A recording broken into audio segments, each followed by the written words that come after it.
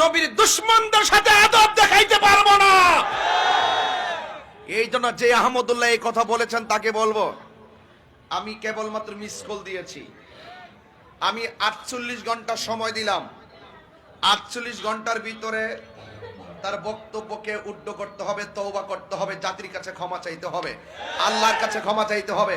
যদি ক্ষমা না চায় আমি আইনানুগ ব্যবস্থা নিব। উনি নবী হয়েছেন কত বয়সে?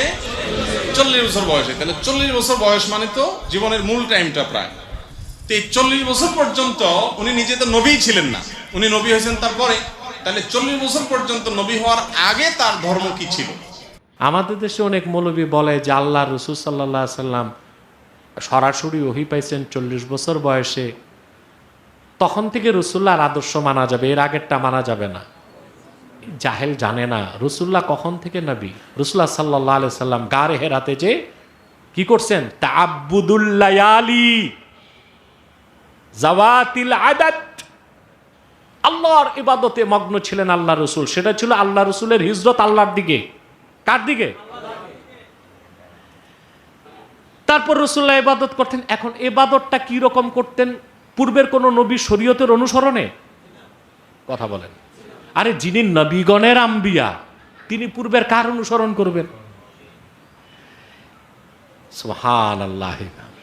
আল্লাহর হাবিব পূর্বের কোন নবীর শরীয়তের অনুসরণ করেন নাই। যতটুকু আল্লাহ দিয়েছেন ইব্রাহিমের শরীয়ত ততটুকু নিয়েছেন, এছাড়া পূর্বের কোন নবীর শরীয়ত নেওয়ার প্রয়োজন অনুভব করেন নাই। কেন? এই ক্ষেত্রে 30টা মত, এর মধ্যে একটা মত সবচেয়ে গ্রহণযোগ্য।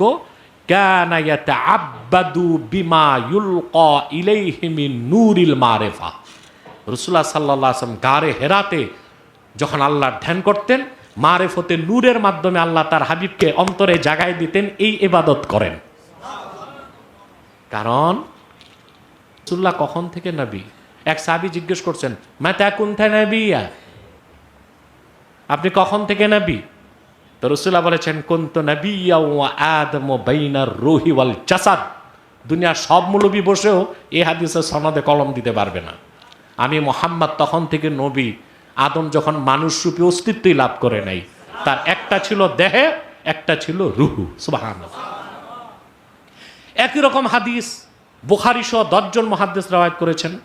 ওয়ানিল ইরবাজ ইবনে সারিয়া রাদিয়াল্লাহু তাআলা আনহু قال سمعت رسول الله صلى الله عليه وسلم يقول إني عبد الله وخاتم النبيين وإن آدم لمنجدل في طينته। ইরবাজ ইবনে সারিয়া বলেন, আমি আল্লাহর হাবিবের নূরের জবান থেকে শুনেছি, তিনি বলেছেন, নিশ্চয় আমি মুহাম্মদ আল্লাহর বান্দা ও সর্বশেষ নবী। তখন থেকে আদমের দেহ যখন ধুলায় গড়াগড়ি খাচ্ছিল।